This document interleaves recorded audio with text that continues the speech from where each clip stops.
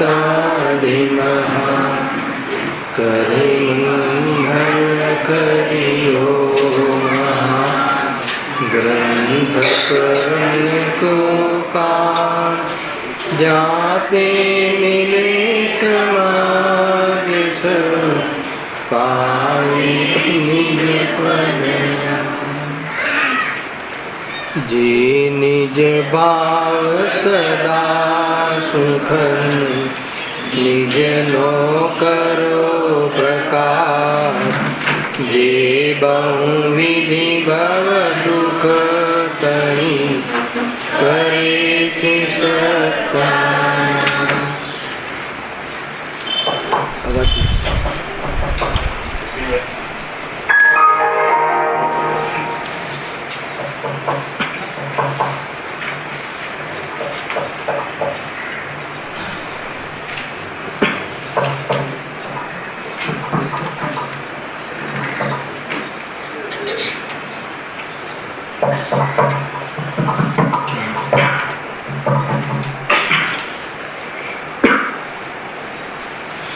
आज श्री मोक्ष मार्ग प्रकाशक ग्रंथ से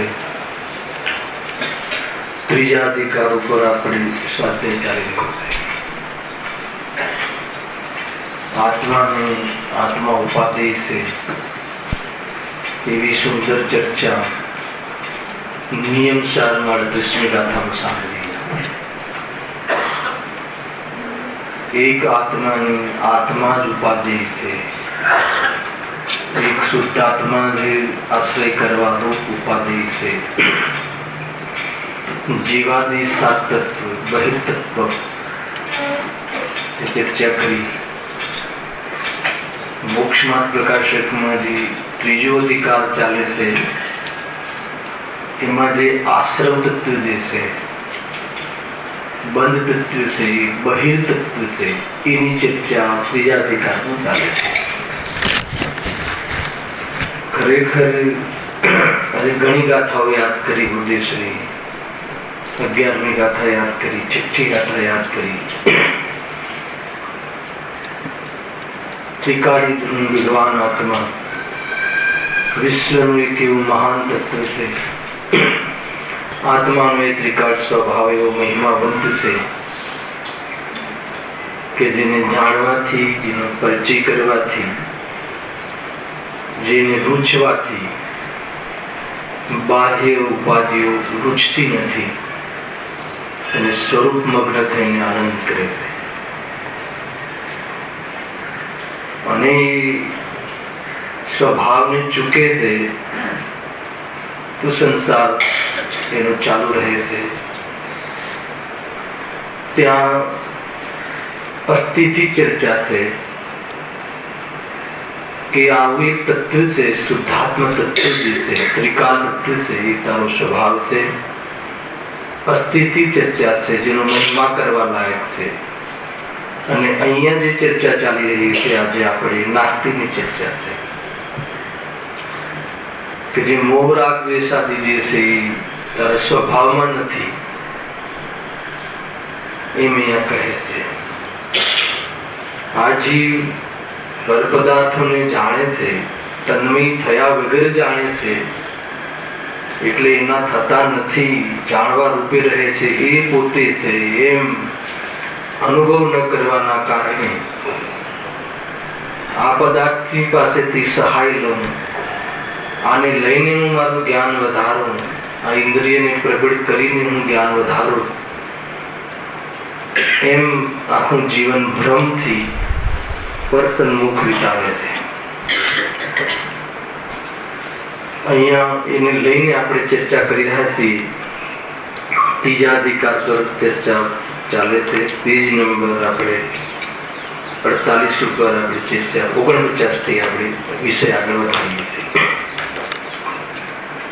મોહના આવેશના થીમ જરા સમજી લેજો 2 મિનિટ પછી વિષયમાં આપણે પ્રવેશ કરી દઈએ। મોહના આવેશમાં જીવ વિષય ગ્રહણ કરવાની ઈચ્છા કરે છે। મૂળ વાત વિષય ગ્રહણ કરવાની ઈચ્છા કરે છે એનો શું છે કે પાંચ ઇન્દ્રિયોના માધ્યમથી વિષયોને જાણવાની ઈચ્છા કરે છે. એક કેમ કરે છે કે પદાર્થોને ભોગવવા અર્થે, અર્થાત એ પદાર્થો વિશે જે કલ્પના કરી હોય છે, કલ્પનાની પુષ્ટિ કરીને ભોગવવા અર્થે કયા પદાર્થો? પાંચ ઇન્દ્રિયના જ્ઞાનમાં જે વિષય આવે છે એવા પૂતગલ આદિ પદાર્થોને, એ પદાર્થોમાં મોહના આવેશથી કલ્પના કરી છે. શું કલ્પના કરી છે? કે આ મારા છે અને એમાંથી મને લાભ મળે છે, એ મને સુખમાં સહાય કરે છે, એમાંથી સુખ મળે છે, આવું ભ્રમ, એવી કલ્પના. તો એ કલ્પનાના પોષણ અર્થે, કલ્પનાની પૂર્તિ અર્થે પંચેન્દ્રિયોના વિષયોને જાણવાની ઈચ્છા કરે છે. મૂળ વાત આના આ બેઝ ઉપર આપણો આ ચેપ્ટર ચાલે છે. એનાથી થાય શું છે? બે વિભાગ કર્યા હતા કે જાણવાની જે જિજ્ઞાસા છે એ શું કામ છે? કે પદાર્થને ભોગવવા માટે. આ લઈ લેજો તો આ પ્રમાણેનું આ જે પણ જીવનભર પર્યંત આપણે જે પ્રવૃત્તિ કરીએ છીએ, જ્ઞાનનો વેપાર કરીએ છીએ, અને જ્ઞાનાવરણીય કર્મના ક્ષયોક્ષમમાં અથવા જ્ઞાનાવરણીય વર્ણીય કર્મના ક્ષયોક્ષમથી જે જ્ઞાનનો ઉઘાડ થાય છે, એ જ્ઞાન અજ્ઞાન રૂપ પરિણમન કરી રહ્યું છે. મૂળ વાત એ ચાલે છે. અને જ્ઞાનાવરણીય કર્મના ઉદયથી જે ઔદયિક અજ્ઞાન જે રહે છે, એમાં જાણવાની જિજ્ઞાસા ઘણી હોવાના કારણે જીવ દુઃખી થાય છે. પકડણા ચાલે છે, દુઃખનું પકડ ચાલે છે. દુઃખ અને દુઃખના કારણનો પરિચય કરાવીને ત્રિકાળ સ્વભાવમાં જેનો ભાવ છે અને સ્વભાવને ન જોતા સંસારમાં કેવા કેવા દુઃખોને પ્રાપ્ત થાય છે અને દુઃખોના ઉપાય કેવા જૂઠા કરે છે દૂર કરવાના, તો એની ચર્ચા આ પ્રકરણમાં છે. તો ત્યાં આપણે શું લીધું કે આ જે વિષય ગ્રહણ કરવાની ઈચ્છા કરે છે, ફરીથી ગ્રહણનો અર્થ જાણવું લેવું છે, તો જાણવાની ઈચ્છા કરે છે. ઈચ્છા કરે છે તો જાણવાની ઈચ્છા શું કામ કરે છે? કે એ પદાર્થોમાંથી લાભ મળે છે, ફાયદો થાય છે એમ માનીને જાણવાની ઈચ્છા કરે છે. લાભ શું? ભોગવવાનો, કે એનાથી મને સુખ મળે છે અને સુખને ભોગવવા અર્થે એ પદાર્થોને જાણવાની ઈચ્છા કરે છે, જાણકારી લેવાની ઈચ્છા કરે છે. એટલે એમાં પહેલા પેરેગ્રાફમાં તો એટલી ચર્ચા થઈ ગઈ કે આ જાણવાની જે આસક્તિ છે જીવને, એટલા માટે છે કે એમાંથી હું કંઈક મેળવું. હવે કોઈ વાંધો નહીં, તને ઘણી જાણવાની આસક્તિ છે અને એ આસક્તિમાં તું બધા જ પદાર્થોને જાણવાની ઈચ્છા કરે છે. તો સર્વ પદાર્થોને જાણવાની ઈચ્છા પાછળ શું એનો આશય છે? કે પદાર્થોની જાણકારી લઉં, એમાંથી જે મારા કામના છે, મને જે ઈષ્ટ લાગે છે, એને હું કાયમી વસાવું, મારી સન્મુખ રાખું, અથવા હું એની સન્મુખ રહું અને એમાંથી જેટલું સુખ લૂંટાતું હોય એટલું લૂંટવું. અને એને લઈને આપણું જ્ઞાન પ્રવૃત્તિ મોહની સાથે મોહની પૂર્તિ કરવા માટે આપણું જ્ઞાન એની વેપાર અથવા ગુલામી કરી રહ્યું છે. મૂળ અથવા તો આપણું જે જ્ઞાન સ્વભાવ, ઉઘાડ જ્ઞાન સ્વભાવ છે, એ અજ્ઞાનમાં અર્થાત તો મોહમાં નિમિત્ત બની રહ્યું છે. મોહની દુકાન ચલાવવા માટેની નોકરી કરી રહ્યું છે, એ અહીંયા કહેવું છે. તો એનાથી થાય છે શું? તો જ્ઞાનમાં એવી જિજ્ઞાસા થઈ મોહને લઈને કે હું સર્વ પદાર્થોને જાણું. તેમાં શું પ્રોબ્લેમ થાય છે? કે જાણવાની શક્તિ તો ઘણી અલ્પ છે, કેમ કે એનું ક્ષરક્ષમ જ્ઞાન છે, કર્મજનિત જ્ઞાન છે. તો અલ્પ ઉઘાડમાં એમાં પણ કેટલું પરાધીન કહ્યું? જ્યારે ઇન્દ્રિય અને ઇન્દ્રિયના પદાર્થોના સન્નિકર્ષ રહે તો કથનચિત અથવા કદાચિત લખ્યું છે અહીંયા, જ્ઞાન કિંચિત માત્ર જાણવું થાય છે. અને એમાં પણ કેટલું બાહ્ય સાધનો અનેક એને જરૂરત પડે લખ્યું છે. જો અને બાહ્ય કારણ અનેક કારણ મળતા સિદ્ધ થાય છે. જે ઇન્દ્રિયો જે છે ને, પાંચ ઇન્દ્રિયોના વિષય સંબંધી, એમાં જે પદાર્થ સ્પર્શ રસ ગંધ એને એના સન્નિકર્ષ નિકટમાં આવવા જોઈએ અને એમાં પણ પાછી બાહ્ય સામગ્રી એને મળવી જોઈએ, એટલે વાજવાળું હોવું જોઈએ, ચશ્મા હોવા જોઈએ, એ બધું. તો એવી ઘણી પરાધીનતા છે ત્યારે એ પદાર્થની જાણકારી થાય. વચ્ચે એક લીટી કહી કે કેવળ જ્ઞાન થાય તો બધા પદાર્થોને જાણે, પરંતુ આનું જ્ઞાન તો અલ્પ છે, એટલે કોઈ બી રીતે બધા પદાર્થોને જાણી નહીં શકે. બરાબર છે? તો એને શું થશે? અને મોહમાં તો એમ ઈચ્છા છે કે તું બધા પદાર્થોને ગ્રહણ કર, બધા પદાર્થોને ભોગવ, અને ભોગવવા માટે પદાર્થ ક્યાં જ્ઞાન જરૂર છે? ભોગવવા માટે જ્ઞાન જરૂર છે. કેમ કે જાણકારી લીધા વગર કઈ રીતે ભોગવે? એક અને એ કલ્પના કરી અને ભોગવવા માટે એ દુઃખનું વેદન થયું કે સુખનું વેદન થયું એ પણ જ્ઞાનમાં જ થાય છે. ખ્યાલ આવે? એટલા માટે જ્ઞાન વગર તો બધું અસંભવ છે. એટલે જ્ઞાનને ડ્યુટી આપી દીધી. કોણે આપી? મોહે કે તું સર્વને જાણ. પરંતુ આની આ ઈચ્છા તો કોઈ વેળા કોઈ બી રીતે પૂરી થાય એમ નથી. એટલે શું થશે? ખેદ ખિન્ન થશે, એટલે દુઃખી થશે. એક તો એક ત્યાં સુધી ચર્ચા થઈ ગઈ હતી. પછી જે બીજો વિભાગ હતો, બીજો વિભાગ કયો? કે શું કામ જાણે છે? પદાર્થોને ભોગવવા અર્થે. હવે પદાર્થોને જે ભોગવવાની જે એની પ્રવૃત્તિ છે એમાં અહીંયા પાંચે ઇન્દ્રિયના વિષયમાં જે મતલબ કે એક એક વિષયમાં જેની ઘણી તીવ્રતા છે એવા જીવોને અહીંયા ઉદાહરણ તરીકે લીધા છે કે તે ઇન્દ્રિય સંબંધી વિષયને નો લંપટ જીવ અથવા એને ભોગવવાની તીવ્ર વૃત્તિ વાળો જીવ મરવાના ભોગે પણ એ વિષયોને ગ્રહણ કરવાની ઈચ્છા કરે છે. ખ્યાલ આવે? એનાથી શું થાય છે? ખ્યાલ આવે? મરવાના ભોગે પણ પાંચ ઇન્દ્રિયના વિષયોને જાણવાની પ્રવૃત્તિ, વિષય ગ્રહણ કરવાની પ્રવૃત્તિ એને ભોગવવા છે. એ લખ્યું છે, વાંચીએ છે, એમાંથી 3-4 પંક્તિ થઈ ગઈ છે. અનુસંધાન માટે વાંચ્યું. Page number 49. એવો દુઃખી થઈ રહ્યો છે કે કોણ? અનુસંધાન આગળ કેમ દુઃખી થઈ રહ્યો છે? આગળના પેરેગ્રાફમાં કેમ લીધું? કે અનેક સર્વ વિષયોને જાણવાની આસક્તિ, અન્ય સર્વ વિષયને જાણવાની શક્તિ તો ઓછી છે અને આસક્તિ તો સર્વ વિષયને જાણવાની છે. પણ શું કામ જાણવાની ઈચ્છા છે? એને ભોગવવા માટે. પાંચ ઇન્દ્રિયના વિષયોને ભોગવવા અર્થે એને ગ્રહણ કરવાની ઈચ્છા છે અને બધા પદાર્થોને જાણી શકતો નથી, એટલે ખેદખિન્ન થાય છે. પાછો કેવી રીતે દુઃખી થાય છે? વળી કેવી રીતે દુઃખી થાય છે?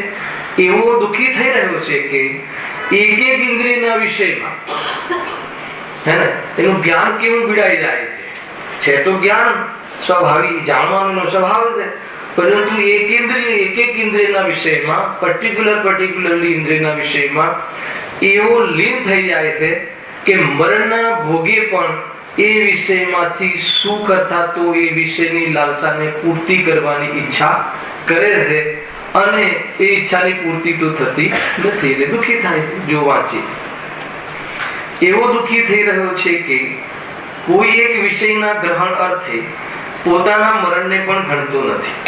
એટલે કોઈ એક વિષય એક એક ઇન્દ્રિયના વિષય લીધા છે અને એમાં જે સંસારમાં જે મુખ્ય છે પર્ટિક્યુલરલી સ્પર્શન ઇન્દ્રિયમાં તીવ્રતા કયા જીવને છે મુખ્ય રૂપથી અને એ વિષયને ગ્રહણ કરવા અર્થે એને પોતાનું મરણ પણ માન્ય છે એમ કહેલું.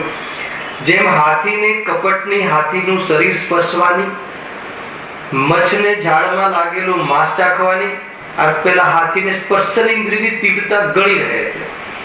તો એ હાથણીથી એટલો મુગ્ધ હોય છે કે એને એના માધ્યમથી શિકારી એની એ વીકનેસના માધ્યમથી એનો લાભ લઈ અને એને ખ્યાલ છે કે હાથણીને જોઈ અને હાથી કંટ્રોલમાં નહીં રહે અને એ આગળ પાછળ જોવાનું ભૂલી જશે અને નીચે ખાડો છે પણ નહીં જોવે તો એ રીતે એને પકડી લે છે અને શિકારીનો ભોગ બને છે. આ રીતે એક એક વિષયમાં કેવી રીતે તીવ્રતા. એ રીતે માછલીને કઈ તીવ્રતા હોય છે? સ્વાદની. તો એને કપટથી ઓલો નાખે છે ઓલો ઝાડ શિકારી, તો મચ્છને ઝાડમાં લગાવેલું માંસ ચાખવાની, ભમરાને કમળની સુગંધ સૂંઘવાની. એટલો લીન થઈ જાય છે કમળમાં કે એને ખ્યાલ હોવા છતાં પીડાઈ જશે, મરણ થવું હોય તો થાય, પરંતુ એ વિષયમાં એટલું લીન હોય છે કે મરણના ભોગે પણ. કોની વાત છે આ? ભમરાની. બરાબર છે. એક એક વિષયમાં લઈએ છીએ. જો પતંગને દીપકનો વર્ણ દેખાવાની, દીપકની જે જ્વાલા હોય છે એ જ્વાલાનો રંગ હોય છે, તો ટ્યુબલાઇટોના અલગ અલગ રંગ હોય છે, અને એટલા માટે ઘણી લાઇટો અને એટલા માટે દીવાનો નિષેધ છે દીપકનો, અથવા ઘણી લાઇટોનો નિષેધ છે. અહિંસાનો માર્ગ છે ભાઈ, બીજો કોઈ અર્થ છે નહીં આમાં. એનાથી કોઈ મિથ્યાત્વ થઈ જશે કે એની વાત નથી. જ્યાં જેટલી અહિંસક પ્રવૃત્તિ થતી હોય એટલી આચરવી જોઈએ એ અર્થે નિષેધ કરવામાં આવે છે મૂળ વાતે.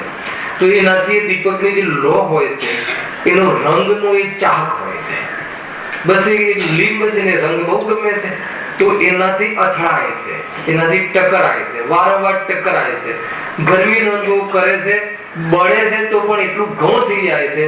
કૃષ્ણેન્દ્રિયનો જે રસ સ્પર્શ ચક્ષુ ઇન્દ્રિયનો રસ એનો એને એટલો હાવી થઈ ગયો હોય છે કે જે એને બળવાનું પણ અને બળીને ખાક થઈ જવાનું પણ એને માનવે છે, એના ભોગે પણ એ વિષયને ભોગવે છે. હરણને રાગ સાંભળવાની એવી ઈચ્છા હોય છે કર્ણેન્દ્રિય કે તત્કાલ મરણ ભાસે તો પણ તે મરણને ન ગણતા વિષયનું ગ્રહણ કરે છે. વિષય ગ્રહણ કરવાની જે ઈચ્છા છે મોહના આવેશમાં કે આમાંથી મને સુખ મળશે, આ સુગંધમાંથી મને સુખ મળશે, આ અવાજમાંથી મને સુખ મળશે, એવી જાતિની એની જે જ્ઞાનમાં કલ્પના છે એ પોષણ અર્થે એનો ઉપયોગ ત્યાં લીન કરી અને એનું પોષણ અર્થે રહે છે, અને ત્યાં ભલે મરણને પ્રાપ્ત થાય પરંતુ એ પ્રમાણેની પ્રવૃત્તિ કરે છે. તેથી મરણ થવા કરતા પણ ઇન્દ્રિયોના વિશેષ સેવનની પીડા અધિક જણાય છે.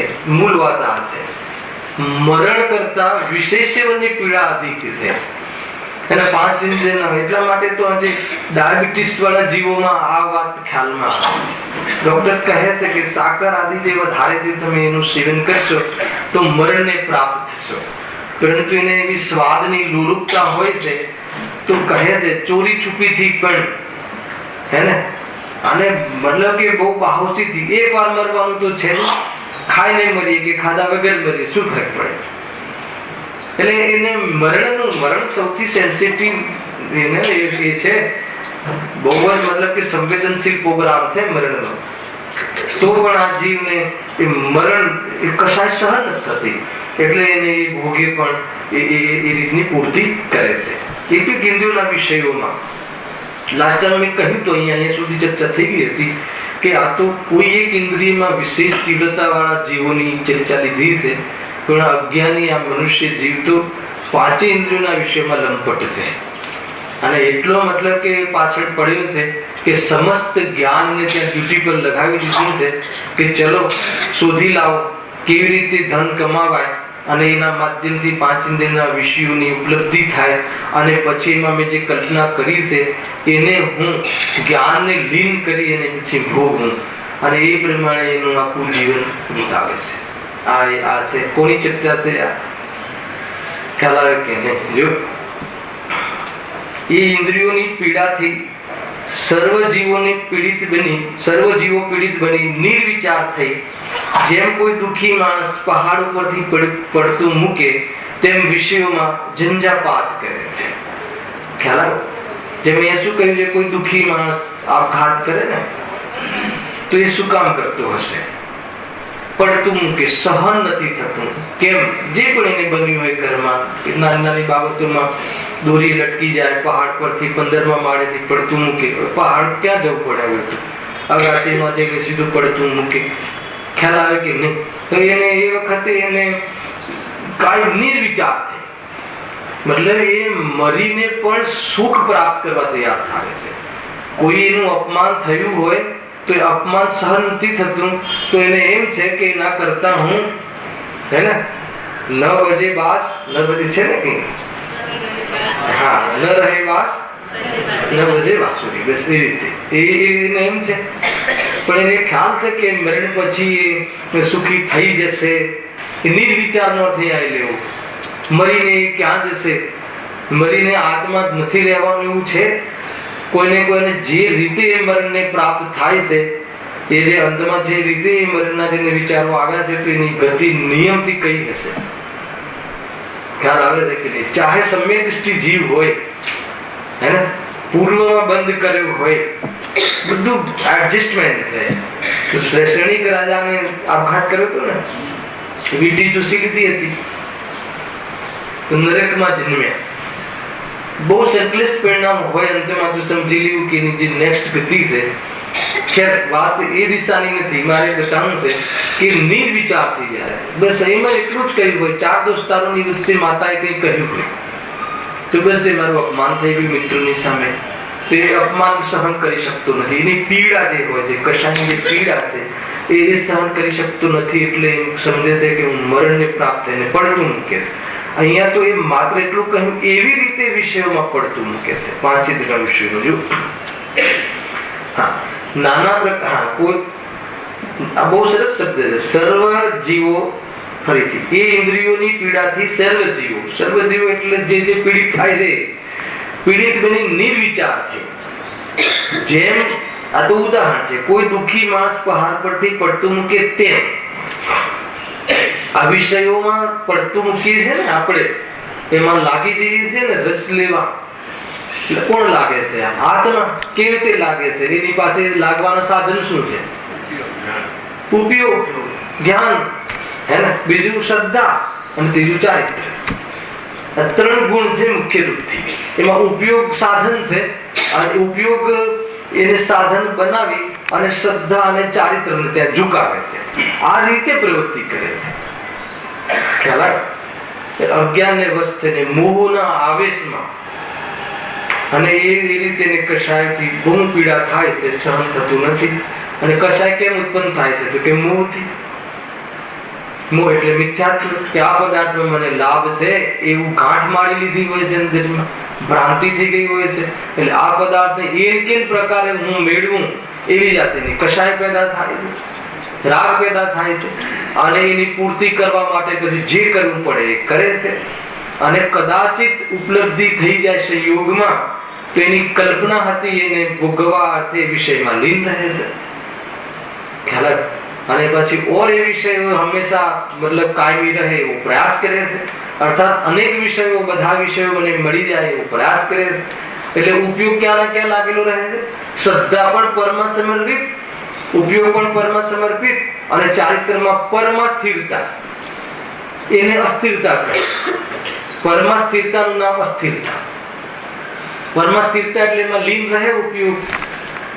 માનસમાં પદાર્થ હોય કે ના હોય, દરેકને કોઈ દરેક વસ્તુ ઉપલબ્ધ થોડી થતી હોય, છતાં પણ પોતાની કલ્પનામાં એ લીન રહે છે. ભૂતકાળમાં મળેલા પદાર્થોને લીન, એ ભૂતકાળના પ્રસંગોને યાદ કરીને સ્મરણ કરીને લીન થાય છે. ભવિષ્યના સપના જોઈને લીન થાય છે, પણ સ્વરૂપમાં લીન થતું નથી. આ રીતે ઉપયોગ લગાવે. એડમિશન લીધું નહીં કે પછી ડોક્ટર ને ડિસ્પેન્સરી ને આવાથી પૈસા ને પૈસાથી બંગલો ને બંગલામાં એક રાજા ને એક રાણી ને રાજકુમાર ને એનો આખંડ ને બધું બરાબર જ્ઞાનમાં ફિટ થઈ જાય છે. એ જ્ઞાન કોની નોકરી કરે છે? જ્ઞાનને એવું કામ સોંપી દીધું છે કે તું બધું તૈયાર કર, હે, તારી પાસે ચેતના છે તો તું બરાબર આ ચેતનાને જડ પદાર્થોમાં તું બરાબર એનો વેપાર વ્યવસાય કર. જાણવાના વ્યવસાય તો સ્વભાવ છે, પરંતુ લાભ મળે છે એ રીતે વ્યવસાય કરે. વાત ત્યાંની છે. જાણવાનો તો સ્વભાવ છે, જાણવામાં કોઈ દોષ નથી, પણ શું કામ જાણે છે એ પ્રશ્ન મૂકો એટલે એનો જવાબ મળશે. પરને જાણવાનો સ્વભાવ છે, ઇન્દ્રિય જ્ઞાનમાં જાણવું તો સ્વભાવ છે, પરંતુ મોહના કારણે ઇન્દ્રિય જનિત જ્ઞાન અર્થાત ઇન્દ્રિયના માધ્યમથી પદાર્થોને જાણવા વાળું જ્ઞાન મોહના કારણે શું કરે છે? એને વશમાં રહે છે અને કલ્પનાઓમાં નાચે છે. જ્ઞાન એનાથી શું થશે? હર સમય આકુલતા થાય છે. એ હર સમય નિરંતર આકુલિત થાય છે. કોઈ પણ કાર્યની પાછળ તમે જો કોઈ બી મતલબ કે 5 ઇન્દ્રિયના ભોગ બધી કોઈને સંતુષ્ટિ થઈ ગયો તો બતાવજો. માનો કે તમે કોઈ લાડવો ખાઈ લીધો અને પછી આરામ થઈ ગયો હોય તો બતાવજો. શું વાત કરો છો? બરાબર તાપમાં આવ્યા હોય ને આમ તરસ લાગી હોય ને કોઈ એક શેરડીનો ગ્લાસ પી લઈએ તો કેવી શાંતિ થાય છે. પાછું સુગરજીના બોલની હાલત ખરાબ કરે, ઘટાઘટ. અરે તું ક્યાં જોડે છે? ખ્યાલ આવે કે નહીં? કઈ શાંતિ? ત્યાં અંદર બહુ લોજિક છે. શાંતિ થઈ હોય તો તુરંત બીજા વિષયને શું કામ શોધે છે? તરત જ આગળ લખે છે. એનો અર્થ થઈ ગયો કે શાંતિ નહોતી તો શું હતું? કે ભરત હતું. આ રીતે પ્રૂવ કરે છે એક એક ચીજ. એક એક એની માન્યતાને તોડવા માટે પણ આ ગ્રંથ બહુ ઉપયોગી છે. આશ્રવ હે છે ને એ બોલવા સુધી રહ્યું, પણ હે કેમ છે એ વાત અહીંયા બાલની ખાલ કાઢીને બતાવે. આશ્રવ હે તત્વ છે. નિયમ સારે ચલાવ્યું કે આત્મા ઉપાધિ તત્વ છે. મોક્ષ માર્ગમાં ત્રીજા પ્રતિકારમાં ચલાવ્યું આશ્રય હે તત્વ છે. સમયસાર કહે છે કે શુદ્ધ નહીંથી નવ તત્વને જાણીને નિશ્ચિત સમ્યક દર્શન કહેવાય છે. તત્વ સૂત્રમાં ઉમા સ્વામી કહે છે વિપરીત અભિનિવેશ રહિત સાત તત્વોની શ્રદ્ધાને પ્રતીતિને સમ્યક દર્શન કહે છે. ખ્યાલ આવે? છઠ્ઠા શ્લોકમાં કહે છે કે એક આત્માને જાણ એને સમ્યક દર્શન કહે છે. બધી જ વસ્તુનો મેલ થવો જોઈએ. ખ્યાલ આવે કે સમયસાર જે શુદ્ધાત્માનું વાચ્ય જેમાં છે એવો ગ્રંથ એમ કહે છે કે તું નવ તત્વોને શુદ્ધ નહીંથી જાણે નામ નિશ્ચિત સમ્યક દર્શન. પછી તર શ્લોકમાં કહે છે કે શું જાણે કે નવ તત્વમાં છીપી હુઈ જ્ઞાન જ્યોતિને ધ્યાન સમ્યક. અનેક રીતે છે એની વિવક્ષા. કેમ આ વાત કેમ લાવી પડી? કે આ આશ્રવને જાણવાની છે. શું જાણવાનું? આશ્રવ. આશ્રવ દુઃખનું કારણ છે. એટલે શું? હું સુખી થવા વાળો જીવ છું એટલે આ કારણ આપવા જેવું નથી. બીજું, આશ્રવ દુઃખનું કારણ છે એટલે ત્રિકાળ સ્વભાવમાં આત્મા તો સુખનો બનેલો છે કે હોય ક્યાંથી એમ વિભાગ ન વર્તે ત્યાં સુધી રાગની પૂર્તિ અને રાગનો મહિમા એની પૂર્તિ કરવા અર્થે એ વ્યસ્ત રહેશે. અર્થાત તો એ સંસારમાં રચ્યો પચ્યો રહેશે વિશ્વમાં.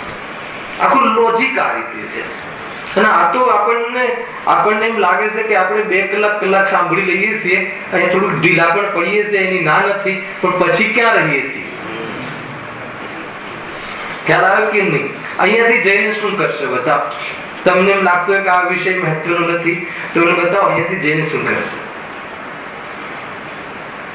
હે આપણે ધ્યાન કરીએ છીએ એવું યાદ આવે છે? કઈ વાર લીધું મેં અહીંયા દુકાને જશું એને શાસ્ત્ર સાંભળીશું, શાસ્ત્ર ઘેર જઈને પાછું 1 કલાક બીજો સ્વાધ્યાય કર, કઈ વાંધો નહીં. તો એમાં શું કરશો? તમે શાસ્ત્રને જાણશો ને તો એમાં જાણવાનો સ્વભાવ મારો છે. એમ જાણવાનું જાણવા રૂપે જાણો છો એવું થાય છે. કોઈ બી વિષયમાં કોઈને કોઈ અંદરના એ વિષયથી લિંક કરીને જાણે છે. જે કે આનાથી મને એટલે વિષય ગ્રહણ વિષયને જાણવાની, વિષયને ભોગવવા અર્થે વિષય ગ્રહણ કરવાની પ્રવૃત્તિ. આખો ચેપ્ટર એ ચાલે.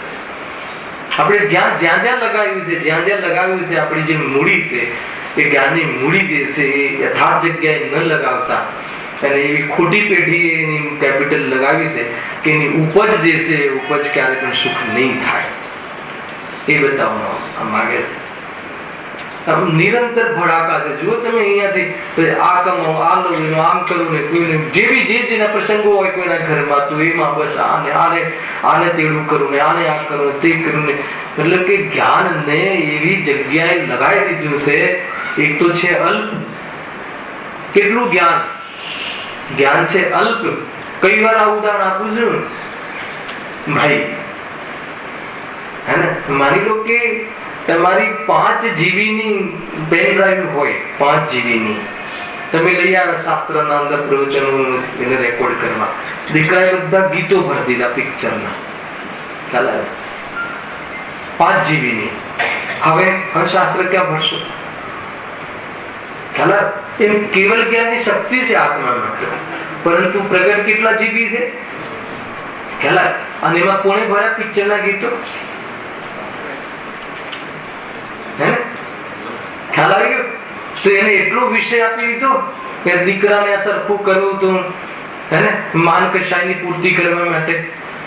તો એ રીતે અનેક પ્રકારે જીવન એમાં એને ભેગું કરવા વિતાવે છે. ત્યાં પણ આચાર્ય કહે છે કે પદાર્થની ઉપલબ્ધિ બી તારા પુરુષાર્થને આધીન નથી અને મળી પણ જાય તો એમાં સુખ નથી અને ખરેખર એમાં તું આખું જીવન લગાવે છે.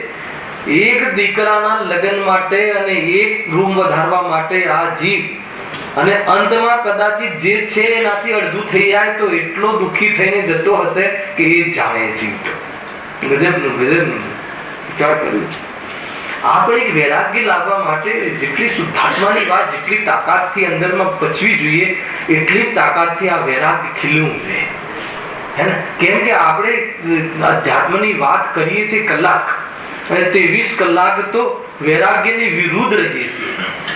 તો પછી કેવી રીતે અધ્યાત્મની વાત ચોટશે આવીને તું શુદ્ધાત્મા છે, ધનમાં સુખ નથી અને ધનને તારા વચ્ચે અત્યંત ભાવ છે, એને જાણવાનું જ્ઞાન તારું છે, ને જાણવાનું જ્ઞાન પણ આત્માને જ જાણે છે. પરને જાણવા સંબંધી જે સામર્થ્ય છે એ આત્માનું છે, પર સાથે આત્માને નાતો જ નથી. આજે 23 કલાક શું, અરે ત્યાં પણ પરને મેળવવા માટે જ 24મો કલાક પણ આવે છે. તો ક્યાંથી મેળ પડવાનો છે? ઢીલો નહીં પડે છે. એટલા માટે અહીંયા કહે છે કે બાલની ખાલ કાઢીને બતાવજો તું દુઃખી થાય છે કે નથી થતો કે દુઃખી. અને પછી ઉપાય તું કરે છે બધા જૂઠા. પછી અંતમાં આશીર્વચન કહે છે તું આ અધિકાર વાંચીને તું એટલું નક્કી કરે છે કે આ તું ઉપાય કરે છે જૂઠા છે. એ જોરદાર છે. આખી આની લિંગ છે. આપણે તો શનિ રવિ મળીએ છીએ ને એટલે થોડી લિંગ મેળવતા એ ખરેખર તો લિંગ છે. આખો કોઈ થ્રુ આઉટ જે ગ્રંથ એનો અભ્યાસમાં તો એના પછી સ્ટેપ બાય સ્ટેપ છે. બહુ સરસ ગ્રંથ છે. જો શું કહે છે, જો હા, નાના પ્રકારના કષ્ટ વડે ધન ઉપજાવે. ગજબ છે. આમાં ગુરુજીના પ્રવચન વાંચજો રાજેશભાઈ, આજે મજા આવી જશે. બહુ સુંદર લખ્યું છે એમણે. એને હું ચોપડી લાવી નથી તો વાંચીને બતાવો. ચોપડી હોય ત્યાં રાખજો ક્યારે. નાના પ્રકારના કષ્ટ વડે ધન ઉપજાવે, બરાબર છે, અને વિષયને અર્થે તેને ગુમાવે. શું કેવું? નાના કષ્ટ વડે ભૂખ્યો રહીને અનેક પ્રકારના કષ્ટ વેઠીને, જે દુનિયામાં કષ્ટ કહેવાય છે, ટ્રેનના છાપરે જઈને અને બહારમાં ટુરિંગ કરીને વગર રિઝર્વેશને, ખ્યાલ આવ્યો? આપણે મતલબ કે શું કહેવાય, આપણે યાત્રાનો સંગ લઈ જતા હોય તો એક પાર્ટી ઉપર નીચે આવે તો ધડાધડ કરે, પરંતુ વેપાર આદિમાં રિઝર્વેશન ના હોય તો બાથરૂમ આગળ આવીને બેસીને પણ જાય. ગજબ છે. ત્યાં છે મુમુક્ષુતા. બતાવો, ખ્યાલ આવે છે? ઘણું બધું વિચાર કરવા જેવું છે. ખેર અહીંયા વિશે બીજો ચાલે. અહીંયા વિશે એ કહે છે કે ઘણા કષ્ટ વેઠીને બધું, મતલબ કે શું કહે, ઘરના મોટા દીકરાને તો એને જે 5 ઇન્દ્રિયના વિષયોથી પણ હેને નિવૃત્ત થઈ અને એના માટે ધન કમાવા જાય. અત્યારે તો એવું નથી, પણ પહેલાના જમાનામાં બધા બહુ ઉંમરવાળા પણ જીવો છે, ખ્યાલ હશે, 10-10, 20-20 વર્ષ લગ્ન કર્યા પછી એ ભાઈ પરદેશ જતા અને ત્યાં બધું વ્યવસ્થા ધન કમાઈને ભેગું કરે. ખ્યાલ આવે છે કે નહીં? શાના માટે? કે 5 ઇન્દ્રિયોના વિષયોની પૂર્તિ હતી, સામગ્રી ખરીદવા હતી, અને પછી સામગ્રી લઈ આવે અને પછી એમાં ભોગવવાનો પ્રયાસ કરે સુખ માટે. સમજમાં આવે? આજે પણ છે. આજે થોડુંક દૂર જાય છે પણ દુનિયા નાની થઈ ગઈ. શાનાથી નાની થઈ ગઈ? ઇન્ટરનેટ થી. ગજબ છે. દીકરો અમેરિકા રહે છે, દીકરો ઇંગ્લેન્ડ રહે છે.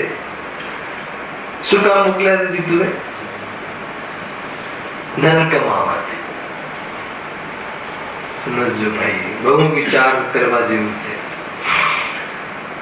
જાય છે કે નથી? મા બાપનો એકનો એક દીકરો હોય, એવી આશાએ દીકરાનો જન્મ કર્યો હોય કે આ મારી સેવા કરશે, એની સેવા કરવા જવું પડે. વિચાર કરજો. બહુ ખરાબ હાલત છે.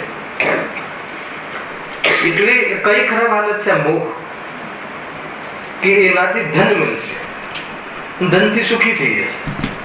એટલા માટે એ જાણકારી લેવા અર્થે દેશ વિદેશમાં જાય છે. એવા કષ્ટ બેઠે છે કે મતલબ કે ગુલામી કરે છે. અહીંયા એમ લાગે કે ફોરેન રહેશે પણ ત્યાં જઈને લિફ્ટમેનમાં કામ કરતો હોય. અને આ મારે બનેલું છે એટલે કહું છું. અમારે ગોરેગામમાં એક શંકરભાઈ કમ્પાઉન્ડ છે, ખ્યાલ હોય તો, એનો માલિક નો છોકરો મારો મિત્ર હતો. કોઈએ કહ્યું કે ભાઈ ફોરેન રહે, અહીંયા આટલી મોટી પ્રોપર્ટી, પણ ફોરેન નો જે ચામ હોય ને એવી ત્યાંથી કંઈક મતલબ જેમ પેલા બોમ્બે નો એક ચામ હતો કે બોમ્બે થી કોઈ આવે ગામમાં તો મોટો ગણાતો એમ, અમેરિકા જઈને આવે તો પછી મેં પૂછ્યું કરે શું છે ત્યાં? અહીંયા એટલી બધી મિલકત છે, એનું ભાડું પણ એટલું આવે છે, પણ ત્યાં જઈને લિફ્ટમેન નું કામ કરે છે. ખ્યાલ આવે કે નહીં? તો શું મતલબ અનેક કષ્ટ અહીંયા તો મળે છે ને એડિશનલ. પછી એની દિમાગ શું અહીંયા તો મળે જ છે અને એડિશનલ શું ધન, અને એનાથી શું કરશે? બહુ જોરદાર વાત છે આ, બધાને લાગુ પડે છે આપણે બધાને. અનેક કષ્ટ વળે, તથાપિ જે કષ્ટથી ધન નથી મળતું, ખ્યાલ મળે છે પુણ્યના ઉદયથી, પણ પુણ્યના ઉદયમાં જે ઉદ્યમ રૂપે અનેક કષ્ટને વેઠે છે અને કહે પણ છે, દાદા બની જાય તો સ્ટોરી કહે પછી દીકરાને ખોરાક બેસાડી, દીકરાનો દીકરા તને ખ્યાલ ના હોય, જાણે એનું ગૌરવ હોય કેવા કષ્ટ વેઠ્યા છે તને ખબર નથી કે અમે કેવી જાતિનું હે ને, એ રીતે બધું કહે, દરેકને ખબર છે આ બાબતની. જો આગળ નાના પ્રકારના કષ્ટ વડે ધન ઉપજાવે, પછી શું કરે? હવે જુઓ વિષયનો લંપટજી, વિષયને અર્થે તેને ગુમાવે. ગજબ. વિષયને અર્થે એટલે એકમાત્ર જો માન કશાયનું પોષણ વિશ્વમાં બહુ થઈ ગયું, મતલબ 50 લાખ ભેગા કરે એટલું કષ્ટ વેઠીને, કષ્ટ તો શું કહે? ચોરીઓ કરીને, કર્મ બાંધીને, નેક્સ્ટ ભવની કસ્ટડીમાં જેલમાંની તૈયારી કરી. તમે એમ સમજો, સીધો અર્થ કરવો પડશે. હવે કષ્ટની ક્યાં વાત છે? હવે સીધું મતલબ કે પણ એમાં પણ કર્મ બંધાય છે ને ખ્યાલ નથી, આખરા કરવું પડે. એમને પૈસા ભેગા કરે એનો બી પ્રોબ્લેમ નથી, ચલો કર્યો, પછી શું કરે છે? શાના માટે? વિષયના અર્થે. એટલે કે ભાઈ બાજુવાળાને લાગવું જોઈએ કે એટલે આપણું લગ્ન જોરદાર થયું છે, એના માટે એક જ મિનિટમાં ઉડાવી દે, ધડાક દે. ગજબ છે પૈસાને ખર્ચી. 50 વર્ષના કષ્ટથી કમાયેલા રૂપિયા દુનિયાને સારું લાગે એટલે દીકરીને મદદ થાય અર્થે નહીં, એનો સચની સોચ હે ને. દીકરીને મદદ થાય એવું તો તું અત્યારે આમે છાપા પડે એવા છે અને ચોર પણ બહુ ફરે છે, ચૂપચાપ આપી દે ના, એમ બરાબર છાપ, બસ ફર્સ્ટ ક્લાસ રંગીન અને બરાબર એના એમ, અને એમાં દાગીના ઘરે મૂકીશું પણ પર બોક્સ ને એના પર લખીશું 10 તોલાનો હાર ને આમથી. ગજબ છે. ચાર્જ મતલબ એને આઈડિયાઝ બહુ છે એની પાસે. બોક્સ ભલે લઈ જતો પણ એકવાર જોવાય તો ખરા ને બધા. એના માટે એને કમાયેલું ધન ભિખારીને ભિખારી પાછું. 4 છોકરીઓ હોય તો જિંદગીમાં ઉપર જ ના આવે, બોલે ખરો પાછો.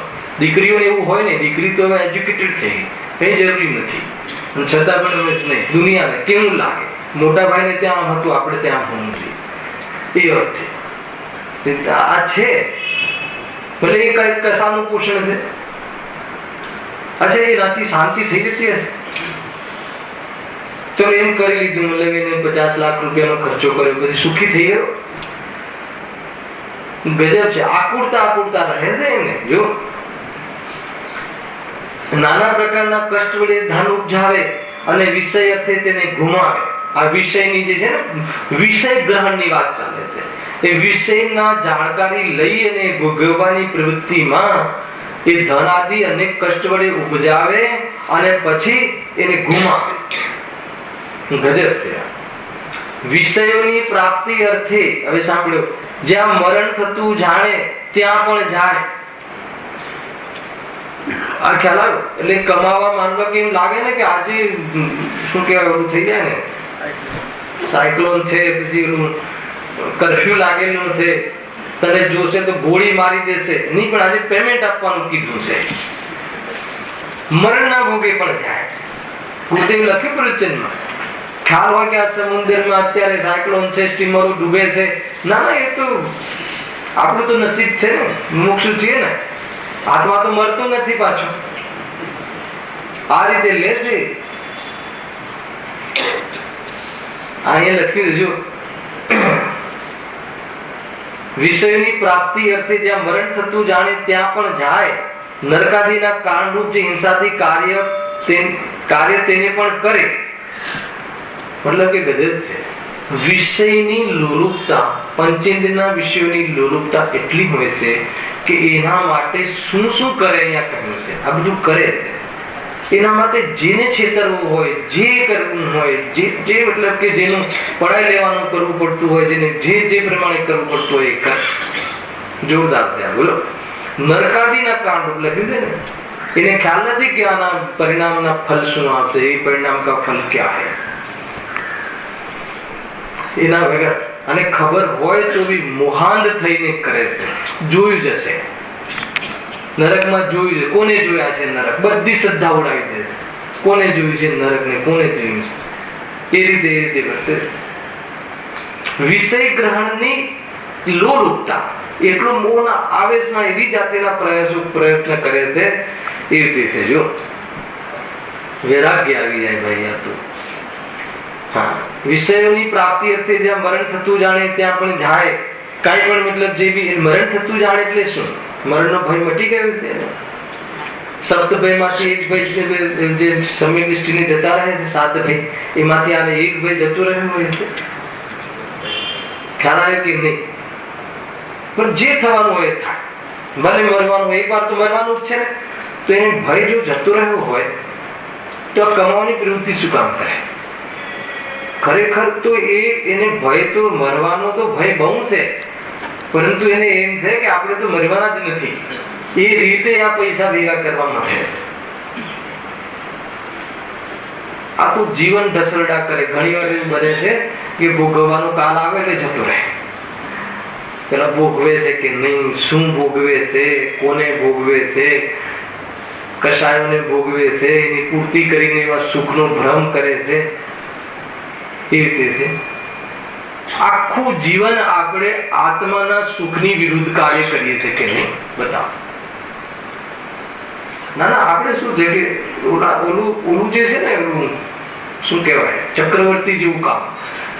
સમ્યક દર્શન કરવાનું અને બસ ભોગ પણ ભોગવવાના. એવું કઈ આપણને આ તમે ચોથું ગુણસ્થાન જેવું લઈ આવ્યા છે ને, મને એટલી મજા પડી જાય છે કે અંદરમાં આત્મદ્રષ્ટિ રહે અને 96,000 રાણી સુધીના ભોગ અને બસ. તો એ રીતે જીવ સૂચે છે. તને ખ્યાલ નથી તું શું સૂચે છે.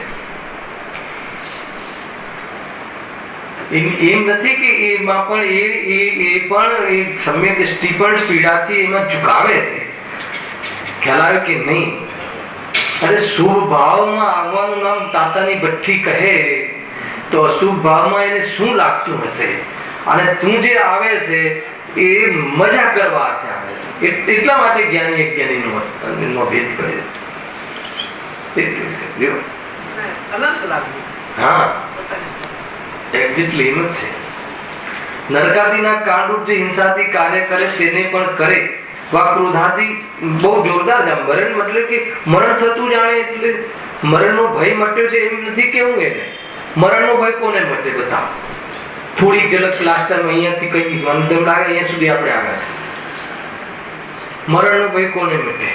કે આત્માને મરણ જ હોતું નથી. આત્મા અનાદિ અનંત છે એવી અનુભૂતિ વગર હે ને સંયોગના વિયોગમાં કોઈને મરણનો ભય જતો રહે અસંભવ છે. અસંભવ છે. ખ્યાલમાં આવે છે કે નહીં? આ તો એમ કે ભી એટલા પૈસા ભેગા કરી લઉં કે મારે આ જીવન ખૂટે નહીં ને 7 પેઢી સુધી પ્રોબ્લેમ ના આવે, 5 ઇન્દ્રિયના ભોગોમાં રહે.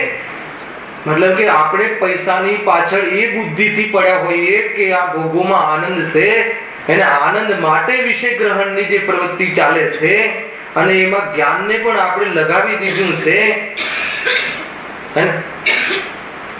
વિષય ગ્રહણ પાછળનું શું લોજિક કામ કરે? આનંદ.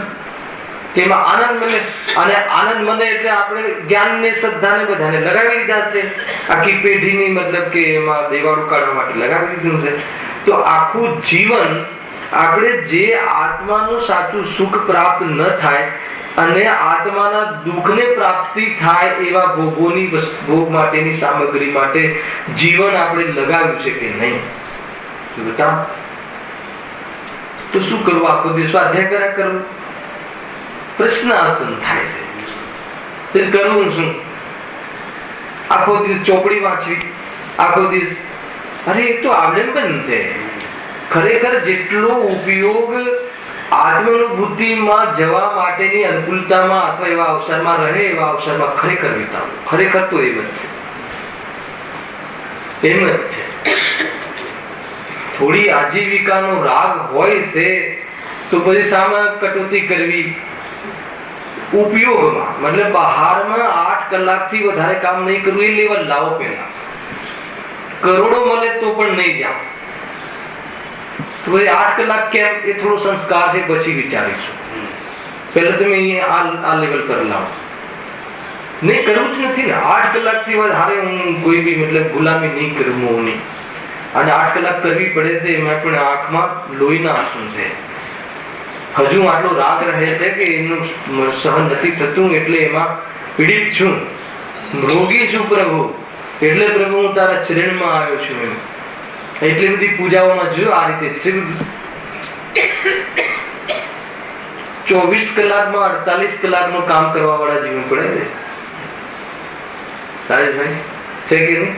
24 કલાકમાં 48 કલાક ઓવર ટાઈમ, 24 કલાકમાં 48 કલાક ક્યાંથી મળે?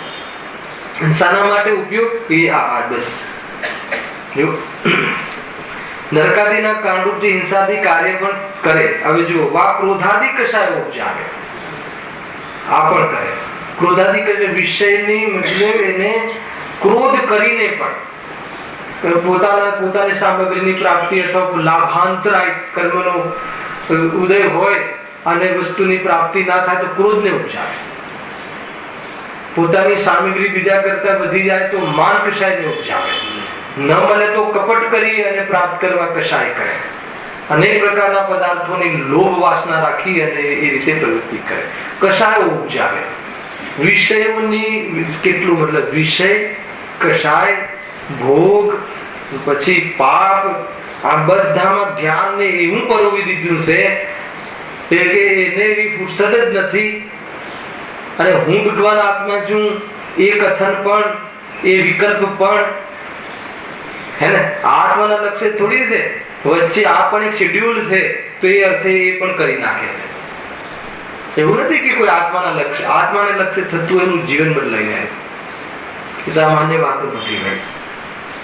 કેટલી બધી જો વિષય, પછી કશા, પછી ભોગ, પછી પાપ. ભોગવવામાં પાપ છે, ખ્યાલ આવ્યો કે નહીં? પરિણામ પર પદાર્થને ભોગવવાનો ભાવ, પાપ વગર ભોગવવું અસંભવ છે. અને એના માટે કશાય ઉત્પન્ન કરે છે. અને કશાય મોહના કારણે થાય છે. ખ્યાલ આવ્યો? અને મોહને સપોર્ટ જ્ઞાન કરી રહ્યું છે. વર્તમાન મોહને સપોર્ટ કરી રહ્યું છે ને, એ નામ અજ્ઞાન. પહેલી લીટી એટલે પંડિતજી લખી છે કે મોહના આવેશમાં, મોહમાં એમ એટલે શ્રદ્ધા ગુણની વિપરીત પાડ્યા. એને એમ નક્કી કર્યું કે નહીં બસ આપણને તો પર પદાર્થમાં એમાંથી આ ભેગા કરું, ગે વધી જાય પર પદાર્થ તો હું સુખી થઈ જાઉં, એ મોહે નક્કી કર્યું. ખ્યાલ આવે કે નહીં? એટલે અને આ ટાઈપના અનુકૂળ પદાર્થો હોય ને, મતલબ ગરમીમાં ગરમીના, ઠંડીમાં ઠંડીને જે બી હોય પ્રોટેક્શન વાળા, એ પદાર્થોમાં મને ઇષ્ટ લાગે છે. એ મોહે નક્કી કર્યું. હવે બસ એમાં એ પદાર્થો પ્રત્યે આકર્ષણ, અને જે અનિષ્ટ લાગે એના પ્રત્યે અનાકર્ષણ, દ્વેષ. હવે એની પૂર્તિ કરવા માટે જ્ઞાનને કહે છે કે ચલો ઉપડો, કયા પદાર્થને તમે બરાબર ભેદ જ્ઞાન કરો, કયો પદાર્થ ઇષ્ટ ને કયો પદાર્થ અનિષ્ટ, એવી જ્ઞાનને કામે લગાડી દીધું. અને જે ઇષ્ટ છે એને મેળવવા માટે ક્યાં ક્યાં, કઈ કોલેજમાં કયું ભણતર, ક્યાં સુધી, કેટલી ડિગ્રીનું શું કરીએ તો એ પદાર્થોની ઉપલબ્ધિ થાય, તો એ જ્ઞાનને લગાડી દીધું. ખ્યાલ. અને પછી શું કરે છે? એ વિષય કશાય, અને પછી કદાચિત ઉપલબ્ધિ થતી જોવા મળે, વિષયનો સંપર્ક મળે તો વિષયોમાં અને ઇન્દ્રિયોને એને એ બધામાં એના માધ્યમથી ઉપયોગને એની કલ્પનામાં લીન કરે છે. અને લીન કરીને શું કરે છે? સુખ માને છે. થાય છે શું? આકુલિત. જોરદાર છે આ વસ્તુ, સમજવા જેવું જો. હા, નરકાદી હા કાર્ય કરે પણ ક્રોધાદી કશાયો ઉપજાવે છે. બિચારો શું કરે? બિચારો શું કરે? તમને લાગે છે બિચારો? અહીં કોની વાત કરી છે ખબર છે? આ તમને એમ લાગે કે નહીં, આ તો જેની પાસે રૂપિયા નહીં હોય એની વાત છે. એની વાત નથી માત્ર, એની તો છે જ એની તૃષ્ણામાં, પણ જેની પાસે રૂપિયા છે એને એ પણ બહારમાં એને ભોગવવાનો ભાવ પણ છે પરિણામોમાં, અને બહારમાં સામગ્રી પણ છે. તો બિચારો શું કરે કે આત્માની તો ખબર જ નથી, સાચા સુખની તો ખબર જ નથી, અને એને તો એમ જ મોહના અંધમાં એમ છે કે આમાંથી સુખ મળે એટલે એમાં પીડિત થઈ અને વિષયોમાં ઝુકાવે છે. કેવી રીતે ઝુકાવે છે? જેમ પહાડ ઉપરથી કોઈ દુઃખી વ્યક્તિ પડતું મૂકે એમ વિષયોમાં ચોટે છે. એમ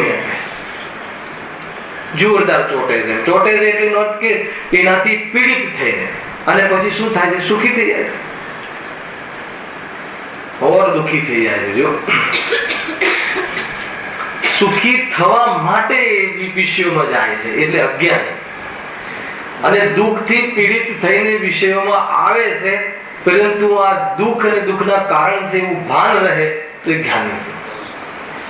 એ રીતે છે. ઇન્દ્રિયોની પીડા ન સહન થવાથી તેને અન્ય કાંઈ વિચાર આવતો નથી. અન્ય કાંઈ વિચાર આવતો નથી એટલે શું? અન્ય કાંઈ વિચાર આવતો નથી એટલે એને બે રીતે લો. એને કોઈ વિવેકપૂર્ણ વિચાર આવતો નથી. પહેલા સૌથી પહેલા લૌકિક દ્રષ્ટિએ તેના માટે કોઈ શું મતલબ કે ભાઈનું ધન ખાઈ જાય તો શું વિચારશે? કોઈ એમ વિચારતો નથી. ખ્યાલ આવે તમને? અન્ય કાંઈ વિચાર આવતો જ નથી. એટલે એ નીતિને નેવે મૂકીને કામ કરે છે. એ રીતે બીજું અન્ય કાંઈ વિચાર આવતો નથી એટલે મૂળ, એટલે કે આત્મા અને રાગ બે ભિન્ન છે. આ રાગ એ દુઃખના કારણ છે એમ એ વિચારવા તૈયાર થતો નથી. ખ્યાલ? હું જુદું કહું છું, વિચારવા તૈયાર થતો નથી. વિચારવાની શક્તિ તો છે. આ વાત તમે પકડી જો. એકને તો જાણવાની શક્તિ જ નથી. એકને જાણવાની શક્તિ હોવા છતાં જાણવા માટે તૈયાર થતો નથી. બે અંતર ખ્યાલ આવે છે? આમાં આપણે ક્યાં આવીએ? કેમ તૈયાર થતો નથી? કે મોહ એટલો હાવી થઈ જાય છે, કશાયો પર હાવી થઈ જાય છે. મરણનો ભય નથી રહેતો જે કહ્યું ને, તો એવું નથી કે ભય નથી, એને લોભ એટલો હાવી થઈ જાય છે કે હું મરી જઈશ એ વાત એને યાદ નથી આવતી. પેલા તો જે રીતે મરી જવાય છે ને, સંયોગનો વિયોગ શરીરને, એ રીતે પણ મરી જાય છે યાદ નથી આવતું. તો આત્મા મરતો જ નથી એ વાતને યાદ કરવા માટેની તો એને ફુરસદ જ નથી. શું કહે લખ્યું ને, ઇન્દ્રિયોની પીડા ન સહન થવાથી તેને અન્ય કાંઈ વિચાર આવતો નથી. 3-4 સ્ટેપ કહે જીતુભાઈ. કયા સ્ટેપ કહે? એક તો વિવેકપૂર્ણ વિચાર કરતો નથી. બીજો એ અન્ય પદાર્થોને ભેગા કરવા માટે, એને લોભમય પદાર્થોની ઉપલબ્ધિ માટે, એમાં સફળતા માટે, મતલબ એ મરણનો પણ ભય વિચાર કરતો નથી. કેમ કે એટલો લોભ હાવી થઈ ગયો હોય છે કે હું આ શરીર જે આ મતલબ કે તબિયત ખરાબ થઈ જશે, અહીંયા બોમ્બ ફૂટશે તો હું નષ્ટ થઈ જઈશ, જે પેલી મનુષ્ય પર્યાય સમાપ્ત થઈ જશે, એવો પણ વિચાર કરતો નથી. ખ્યાલ આવે? જેમ કે શું કહેવાય, ડાયાબિટીસ વાળું જેવા ખાઈશ તો આ પર્યાય સમાપ્ત થઈ જશે, એવો પણ વિચાર કરતો નથી. એટલે લોભ એવો હાવી થઈ જાય છે. એક બીજું, જયારે એ વિચાર નથી આવતો તો દેહ અને આત્મા ભિન્ન છે, અને આત્મા તો મરતું જ નથી, અને દેહ મારો સ્વરૂપ નથી, તો એના પોષણ અર્થે આ પાપ કરવાનું છોડી દેવું જોઈએ, એવો વિચાર તો ક્યાંથી આવે? મારે કહેવાનો અર્થ એમ છે. ગમે એને કોઈ અહીંયા ગુરુદેવ આમ લેતા કે આજે ને આજે કોઈ લગ્ન કરીને આવ્યું હોય, અને આજે જેને મતલબ કે ફરવા જવાનો પ્રોગ્રામ હોય, અને અહીંયા પદ્મનંદી પદ્મશ્રુતિ એમાં આચાર્ય પદ્મનંદી એમ કહે, ભોગોના ભાવોમાં સુખ નથી, તો એને કેવી રીતે દેશે? તો ગુરુદેવે ત્યાં લખ્યું પ્રવચનમાં કે ભાઈ, તને ન ગમે એ વાત જુદી છે, પણ છે તો આમ પણ એને જચે. લગ્ન કર્યા પછી મંદિર જઈ આવું ને એકવાર પ્રવચન સાંભળવાનું કહ્યું છે, ફટાફટ પતે બપોરની ટ્રેન છે, એને યાદ આવે કે કોઈ ભોગોમાં સુખ નથી, એ વાત એને યાદ રહે? એટલી બુદ્ધિ તો છે ને કે ભોગોમાં સુખ નથી, પણ એ બુદ્ધિ લગાવવા તૈયાર થાય? મોહ જે માથે ચડ્યો હોય તો કહે છે કે એ વાત એને જચતી નથી. એમ અહીંયા કહે છે મોહના આવેશમાં જો આવ્યું જો અહીંયા, એ પીડાથી જ પીડિત થઈ ઇન્દ્રાદિક દેવો પણ વિષયોમાં અતિ આસક્ત બની રહ્યા છે. અહીંયા ખાલી એમ લખ્યું છે કે મિથ્યા દ્રષ્ટિ દેવો, ઇન્દ્રાદિક દેવો. અત્યાર સુધી તો ચલો અજ્ઞાન મિથ્યા દ્રષ્ટિ માટે જ વાત છે, એની મુખ્યતાથી વાત છે, પણ જેટલો જેટલો રાગ છે જ્ઞાનીને પણ એટલો તો એ પીડાથી સહન થતી નથી, તો ભોગાદિમાં પ્રવર્તે છે. નથી પ્રવર્તતો એમ નહીં, પરંતુ જોડે જેટલી સુખની ક્રાંતિ છે એનું પણ વેદન છે. એવી મિશ્ર દશા છે. તો કેમ ઝુકાવે છે પછી એને આટલી ખબર છે તો પણ? એ પ્રશ્ન બહુ આવે. આટલી ખબર છે તો પછી ચલો અમને તો ખબર નથી, એટલે એને હજુ તો એ પેલો મોક્ષ જવો જોઈએ એની ઈચ્છા છે. અમને તો ખબર નથી એટલે અમે તો કરીએ છીએ એ બધું, પણ એને તો ખબર છે તો એ કેમ ઝુકાવે છે? સૌથી વધારે મોટો પ્રશ્ન આ પણ એક બીજા માટે પ્રશ્ન ખ્યાલ કે નહીં. હવે એ તો જ્ઞાનીને પૂછ કે ઝુકાવે છે, શું સમજે છે, શું માને છે, ખ્યાલ આવે કે એ રીતે જો. અને જે આ પ્રવચન સારની જે આખો પેરેગ્રાફ છે આવો, અને દ્રવ્યાનુયોગનો વિષય છે, દ્રવ્યાનુયોગનો ગ્રંથ છે પ્રવચન સાર, એમાં આ વાત આવે. ખ્યાલ આવે છે કે નહીં?